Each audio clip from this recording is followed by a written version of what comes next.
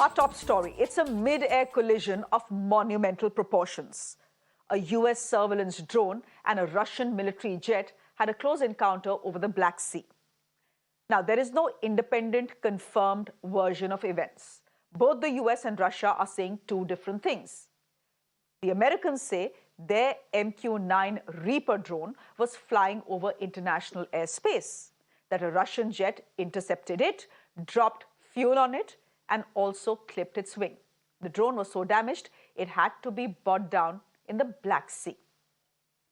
Since the Russians kept denying this version by the Americans, the Pentagon today decided to release a video. They essentially declassified this video that you're seeing on your screens. What is this video showing us? It shows a Russian Su-47 aircraft dumping fuel and flying dangerously close to the Reaper drone. Take a closer look at this picture and the video that was declassified by the Americans.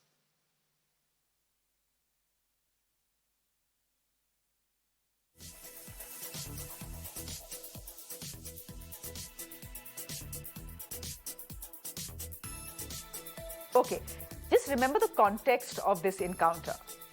The Black Sea is located south of Ukraine, where Russia is fighting a full-fledged war. The US and its allies have been arming Ukraine and funding the fight back.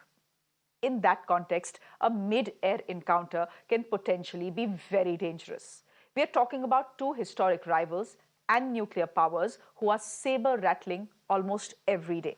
So the incident on Tuesday is extremely worrisome. Both the Pentagon chief and America's top generals have spoken to their Russian counterpart. In fact, Pentagon Chief Lloyd Austin says open lines of communication are key to stop any miscalculation. At the same time, he's also saying that the US will continue to fly wherever international law allows it. Listen in. I'll just reiterate that the United States will fly and operate wherever international law allows. Now, we take any potential for escalation very seriously, and that's why I believe it's important to keep the lines of communication open. I think it's really key that that we're able to pick up the phone and engage each other. Now, the drone in question is called the MQ-9 Reaper. It is manufactured by General Atomics and is operated by a two-member team. It's also very, very expensive. Its primary function is intelligence gathering, but the Reaper can also be used for precision strikes. One MQ-9 Reaper can carry up to 16 Hellfire missiles. Now let's talk range and height. The Reaper can fly at an altitude of 50,000 feet and can idle over a target for more than 24 hours. It's a workhorse of the US Defense Forces, and it has clocked more than 3,25,000 hours in the air. US allies like Britain and France also use the Reaper drone. They have seen combat in the war against the Islamic State in the last decade. So the Pentagon accusing Russia of downing a Reaper drone is no small matter. It's the first time a US military asset has come into conflict with a Russian asset since the war in Ukraine began. But Moscow is denying that the incident ever happened. Instead, they have accused America of running excessive surveillance operations. The question is, what does this close encounter mean in the broader context of the war? Let me put that question to my guests who are joining me this evening. This is going to be a quick chat. Charles A. Kupchan is a senior fellow counsel on foreign relations. He's also a professor of international affairs at the Georgetown University. Charles, thank you very much for being here on the show. Nikita Mendkovich is director of the Eurasian Analytical Club. She's with us on the broadcast as well. Nikita, can I come to you first and ask you, is Russia in any position to now deny the sequence of events that played out over the Black Sea? The Americans have declassified this footage that we are seeing on our screens. Can they continue to deny that it was the Russians that downed the Reaper? Russia have no reasons to deny that American military drone was taken down, because this drone demonstrates that United States are taking part in anti-Russian aggression of Ukrainian troops. This drone was used to coordinate rocket attacks against Russian citizens in Crimea. That's why this object, this plane, was taken down. If you are going to a war, if you are taking part against aggression in our country, you should care about your planes. If you don't want such incidents to be repeated, just take all your planes and all your troops back from Ukraine. It is not Ukrainian troops exactly fighting there. American soldiers, British soldiers, Polish soldiers are fighting now against Russian troops in Artemovsk. American drone used to coordinate attacks against military objects and cities in Crimea. These incidents demonstrates it's quite clear. United States again and again commits an aggression against different countries. Iraq, Libya, now Russia and Ukraine. We should finally stop it. We should finally tell these guys, take your bodies, take your hands away from our independence. It is our country and our freedom. Stop this aggression against Russia. That's the reason we are talking about.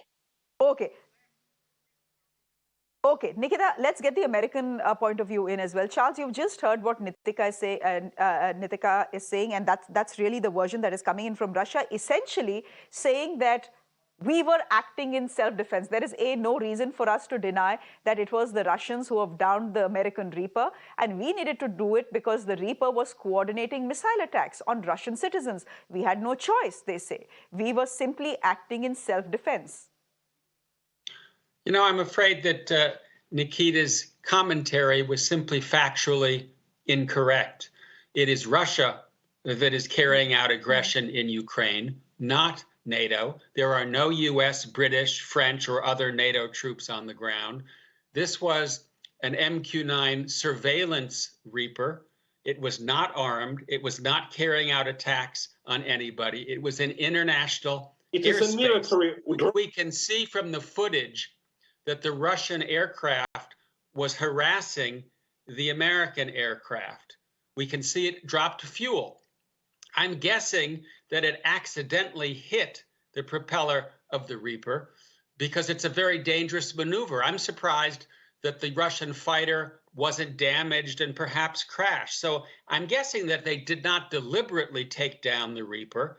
We don't know, but clearly by dropping fuel on it, they were attempting to harass an American surveillance operation that was completely illegal. It is Russia that is carrying out aggression in Ukraine, not anybody else.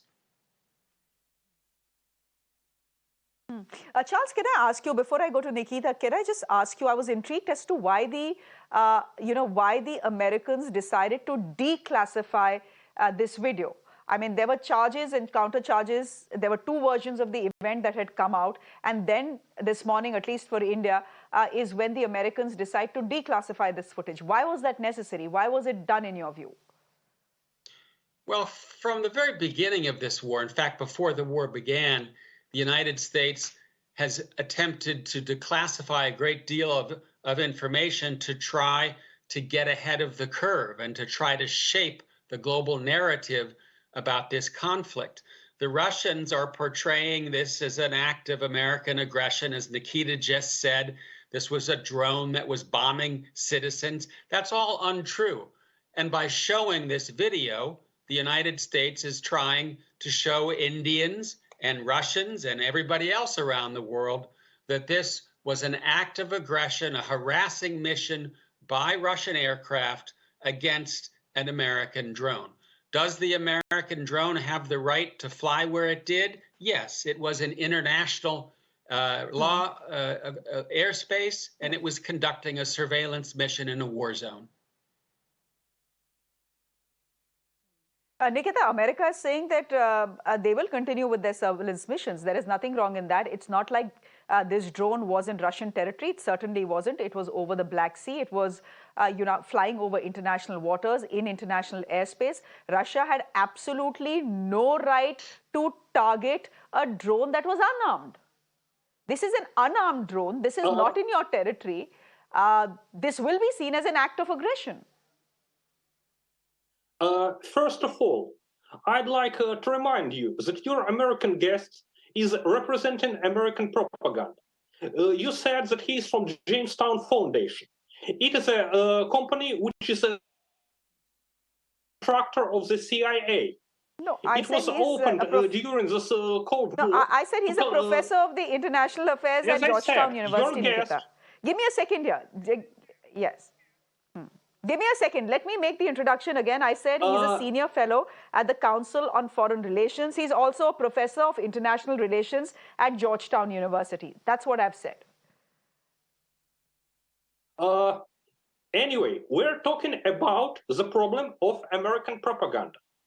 United States and NATO started this war in 2014. They backed Ukrainian nationalists who started to kill a Russian-speaking population at the east of the country. Now, American officials openly saying that they are sending weapons, they are sending ammunition, even they now sending troops to Ukraine to kill Russian people.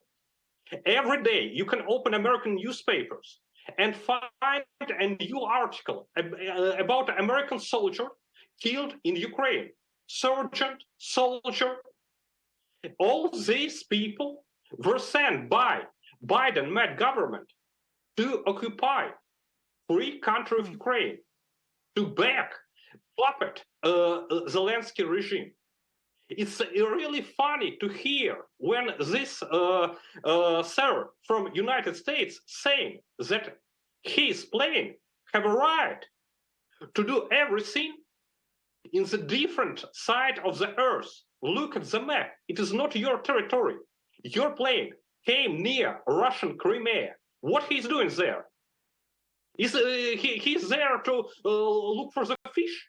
No, he's there as a military plane to coordinate missiles attacks against Russian territory, Russian military object, and Russian troops. Okay. This plane was taken there to kill our people. We are acting as a self-defense.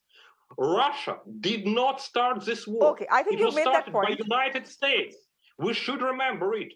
Sorry, but I'm here to tell the truth. I'm here to tell that Russia, your country also, have a right to fight for independence. You was a colony of British. What? Now Ukraine is the colony of United States. Russian people, Ukrainian people want to be free as you want to, and we're fighting for our freedom and our independence. We're fighting against American aggression. If Ukrainian people want to be free, about it. But if Ukrainian people wanted to be free, they would not be fighting against the Russians the way they've been fighting. And I don't buy your version of the story where you say that it's the Americans who are the aggressors and not the Russians. That Russia didn't start this war. Obviously, Russia started this war. Okay, here's the thing. Here's how I look at it. This is also to a large extent a battle of narratives, and obviously there is propaganda involved. So you will come up with, your version of events will represent what Russia thinks, and Charles' version of events will represent what the United States of America feels. I see no harm in that. But Charles, would you want to come into what Nikita is saying? Again, making the charge, this was self-defense, and it is not Russia that started the war. We are simply protecting ourselves. I think this is a conversation that reflects how deeply Russians are deluding themselves. Russia has invaded a sovereign country. Crimea and Donbass are not Russian territory. They belong to Ukraine. They were illegally taken and occupied by Russia, and now Russia has illegally occupied more of Ukraine. And to Nikita's commentary that the Ukrainians want to be free, what is that all about? Right now, you have a country of 44 million Ukrainians who want nothing to do with Russia. They see Russia as an imperial occupier. They're attempting to expel your country from their territory. The United States and its allies are helping a sovereign country defend its territorial integrity. I would ask you to go and look at the facts. Look at the facts. This is pretty clear-cut, a bald act of Russian aggression against its neighbor. This mid-air collision, as it was, being seen as an escalation. So far, only an escalation of words, thankfully. We leave it there for the moment. This has been a good chat. Professor Charles, thank you very much. Nikita, thank you very much for joining us on this broadcast on the big story that's been playing out across the world today. Thank you very much indeed.